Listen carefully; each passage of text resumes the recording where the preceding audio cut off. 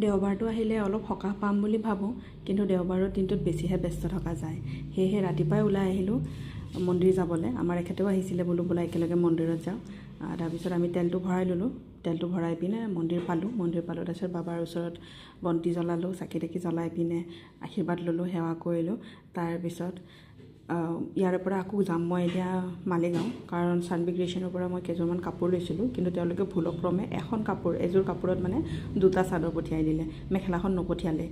তাৰপিছত তাকে সেইখন এক্সচেঞ্জ কৰিবলৈ এতিয়া আকৌ মালিগাঁও গ'লোঁ। মালিগাঁৱৰ পৰা আকৌ ৰিটাৰ্ণ আহি কিনে মই খানা চানা বনাই কিনে এতিয়া মই মোৰ নাৰেংগী ঘৰলৈকে গৈ আছোঁ। ইমান ট্ৰাফিক আছিলে মানে। তাৰপিছত মই এই নাৰেংগী আহি পালোঁ। ঘৰৰ কাম কেনেকুৱা কি চলি আছে। হেলমেট পিন্ধাৰ পিছত খুবেই বেয়া হৈ যায় মানে চুলিখিনি। তাৰপিছত এয়া মোৰ ঘৰৰ পদূলিৰ পৰা কি ধুনীয়া মানে এনেকুৱা প্ৰাকৃতিক পৰিৱেশ এটা দেখিবলৈ পোৱা যায়, মোৰতো বিৰাটেই ভাল লাগে। তাৰপিছত এই আমাৰ মিস্ত্ৰীসকলে কামবোৰ কৰি আছে।